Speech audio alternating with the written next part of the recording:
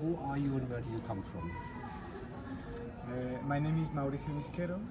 I am originally from Ecuador, but I live in Spain, and I did my whole career in Spain. I am a space scientist and part of Scientist Rebellion as my colleagues here. I'm a French scientist, so I did my PhD in Rouen. Oh, my name is Marceau, sorry. I did my PhD in Rouen in ecology. My name is Laurent Gâteau. I'm French. I am a tropical ecologist, and I'm here standing with Scientist Rebellion with my colleague. I'm proud to be here. Hi, my name is Hugo Raguet. I'm a computer scientist, also working in a French university. So now you're all together in Munich. How does it come? Why did you decide to go to Munich together and come from different countries? What made that happen? Well, I already know XR, so Extinction Rebellion, and once I finished my PhD, I understood that I couldn't do anything more to help people when doing science because we already know everything and what we are going to. So all the scenarios are already written, and I felt like I needed to do something to act so that people start to listen to the scientists, and it becomes so that political action starts, so that businesses start to listen to us and take real measure to prevent us all from global warming. And also I wanted to come here because it was not clear to the society that the 1.5 degree is already past, and that we're heading to much worse world, that 1.5 degree temperature increase. And I felt as a scientist that I really had to do this.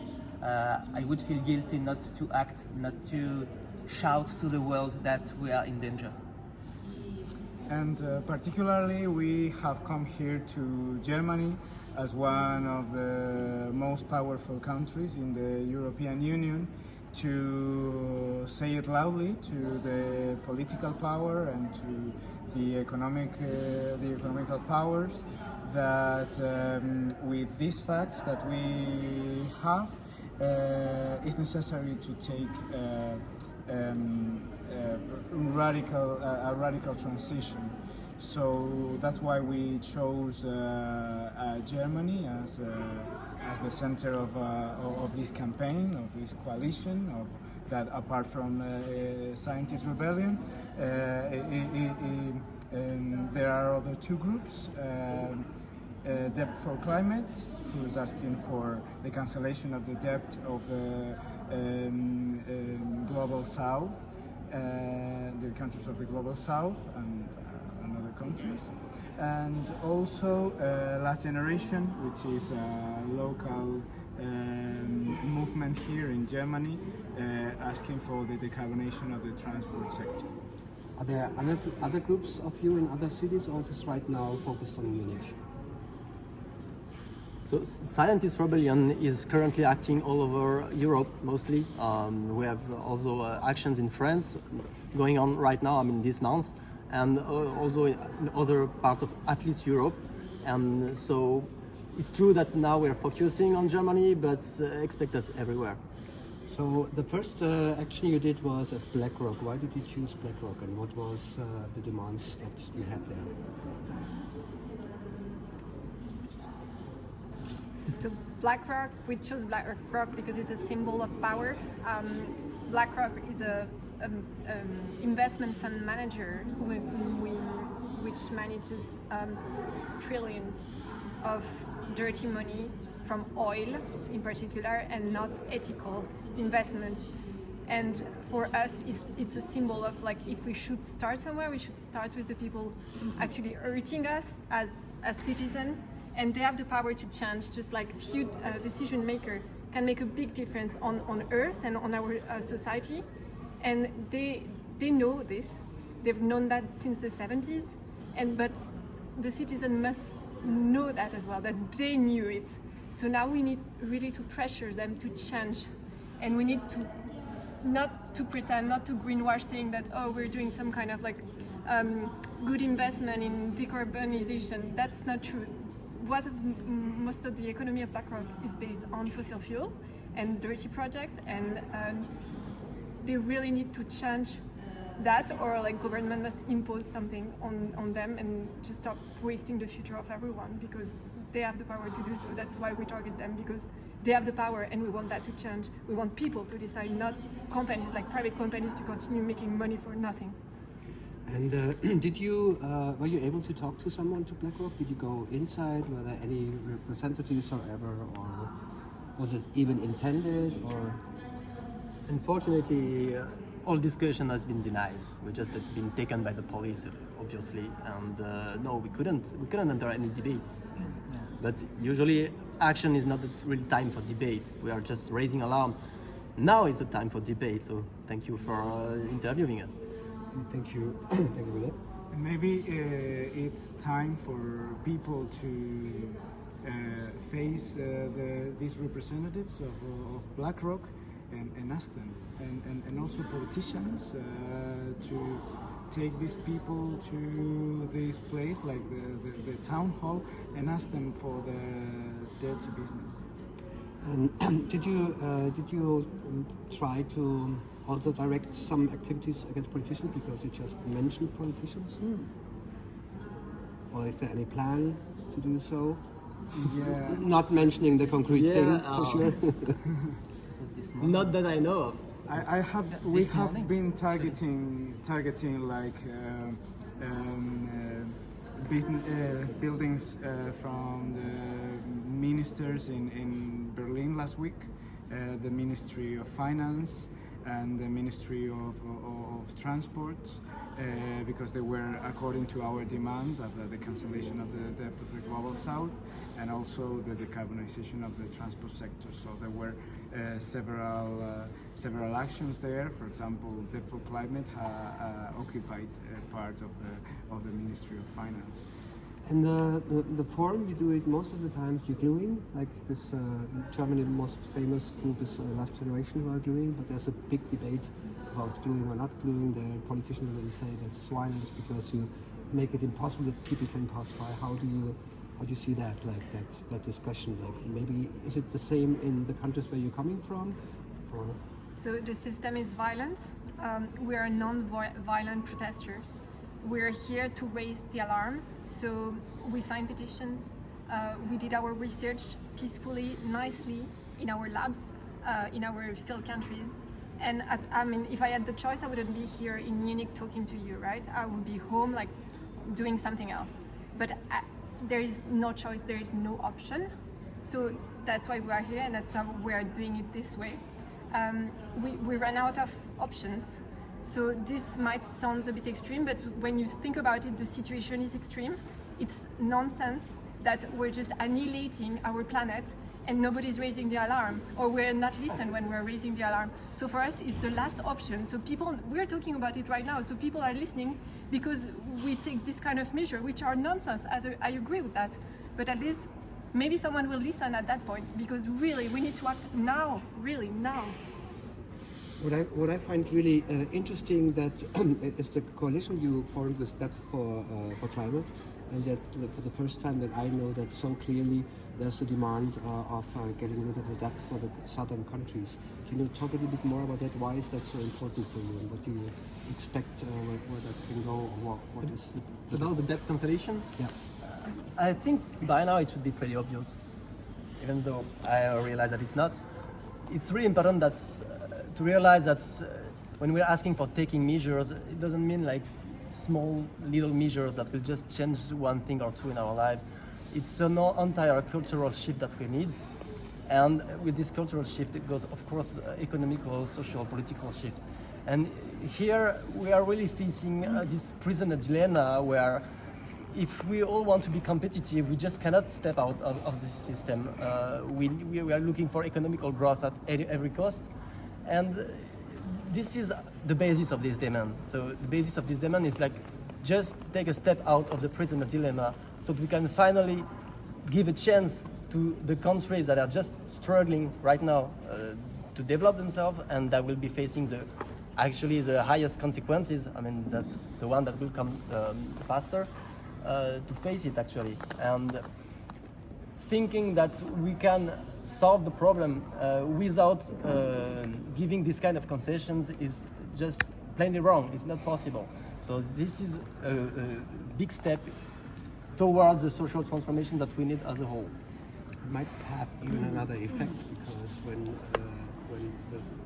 when we treat the South better, say it like this way, maybe the people don't have to flee and we have less debates with the right-wing people about refugees or whatever. It's another side effect of it, just like mentioning. But also because this system is based on neocolonialism, that it never finished. So, and this crisis, the ecological crisis, the climate crisis, is caused mainly by industrial countries that have developed so much, taking resources also from countries from the global south. So it's a matter of justice. That's what we call climate justice, right? That all this development that we have got in the last decades, it was based on an unjust system. So we have to change that to make a just transition. And right now we have a really cruel war going on, and politics use that as a reason to say, yeah, this is the most important thing, and we have problems with energy, so we start the coal, the carbon, and anything. What do you think on that? What would your answer be if you had the political power in a situation like that? If you don't want to answer, you can also just, as I said. So on that point, it's really interesting what you're saying. So most of the wars are also related to climate, because, so for example, let's take Ukraine. Well, basically there will be a famine. We're talking about running out of resources and food. So that's what's expecting us with this climate failure. Yield will just decrease. That there will be famines everywhere, and for the poorest first. Now the other countries like Syria, the Middle East, it's oil resource. So war are based on fighting for resources. Climate is just climate catastrophes directly due to over-consuming oil and coal and resources. The same with building new cars based on exploitation of lithium in Africa as well. So this is all linked.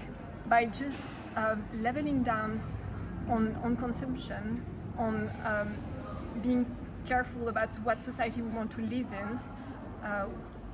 War is kind of the byproduct of our violent society as our capitalistic society. So it's definitely also a climate issue, and it's climate war are what we're living right now. And that's why we're raising the alarm, because we don't want this future. We want something longer term, not shorter term, and everything collapsing around us. It's not what we want. We can do better than that, and we will, but we need the support of everyone.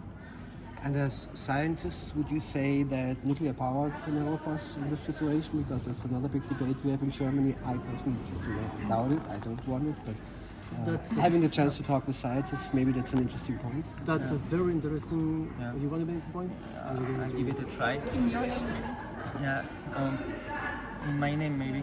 I would just say that the main issue is to just use less energy, no matter where it comes from. Because if you use electric power, you always need battery to store it. For instance, if I take the example of cars, they need very huge and very heavy batteries that add an additional charge to the car. So we need more power to move the car and so on. And also the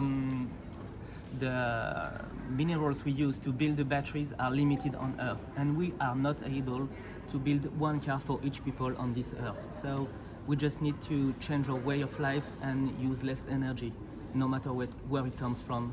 If it's from nuclear, fossil fuels, we don't want it. And that's a fact also from from science. We know that we already passed 6 out of 9 biophysical limits of the planet. So are we keep growing our economies? Are we really keep destroying our world? Because that is what exactly means. You know, like decarbonization means reduction of consumption of energy, and that's something that we should be clear about.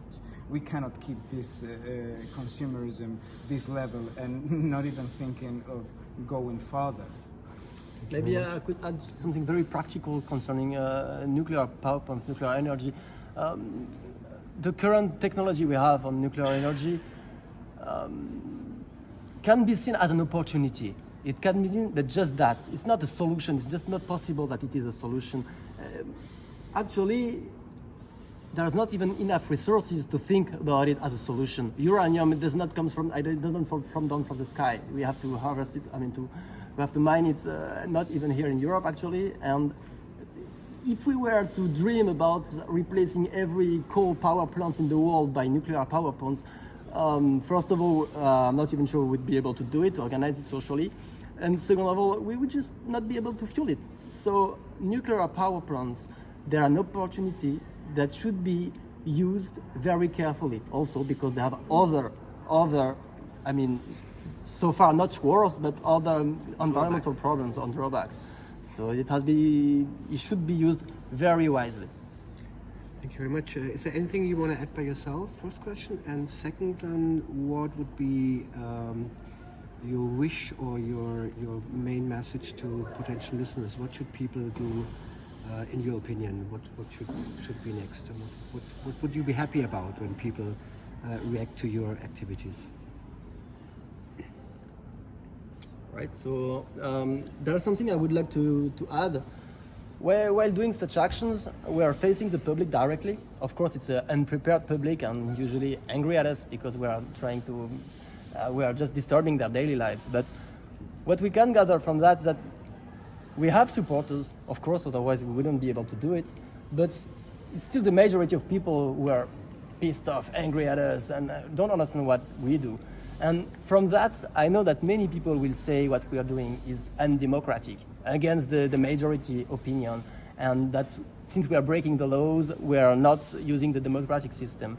And to that, I really want to stress out the fact that what we are doing is actually enhancing democratic debate. We're just trying to bring some truth that has to be known to be able to even have a democratic debate. And currently, democratic debates, it looks more like just ideological positions that are yelling at each other, trying to make the opponents pass for crazy people, and not even trying to look at the fact. And that's why we're here. That's why we have to glue on the streets, and actually, we have to see it work, because we're here having this discussion right now. So this is for the democratic debate. So what I would like people to do, and here I'm especially asking for representatives all over the world, but especially here in Germany as well, first read the IPCC report. Not the entire report, just the summary for policymaker. And if you don't understand any sentence, ask your advisors, your counselors, you have counselors for that, understand what it means. Then, when you understand what it means, take your position. For instance, we know currently, and it's written explicitly in the IPCC report, we know that current laws and the kind of laws that has been proposed are leading us toward at about an increase in temperature compared to pre-industrial era at 3.2 degrees.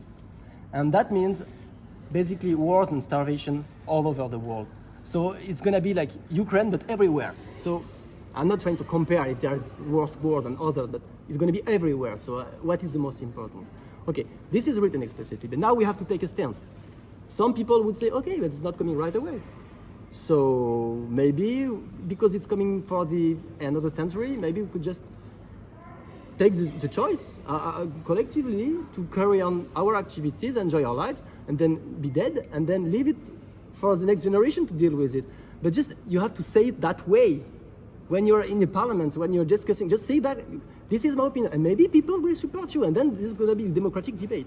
But if you're not saying it explicitly, then you're just lying. Another position would be also, this is just science. Science is not, it's not a god.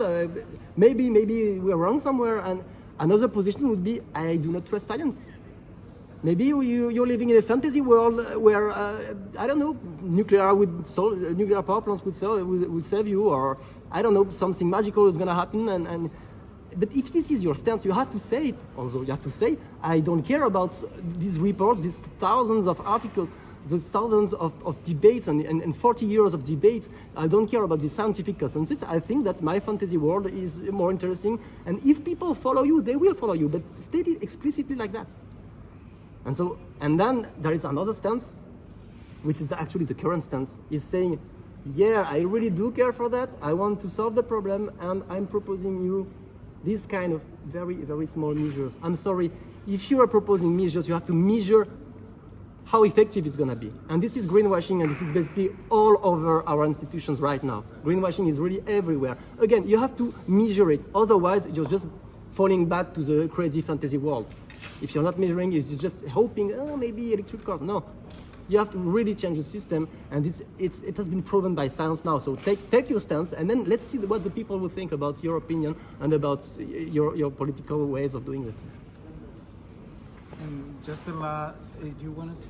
Just to build up on this one, sorry, just quickly.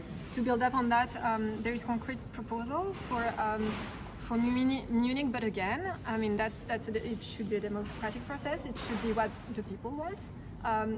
Us as scientists, we're proposing or recommending to go to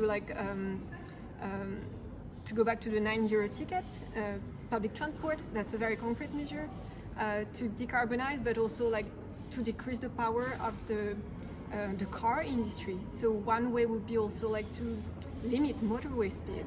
So speed limit, we're proposing a speed limit of 100 kilometers per hour. That will be saving so many tons of carbon. That will be really concrete.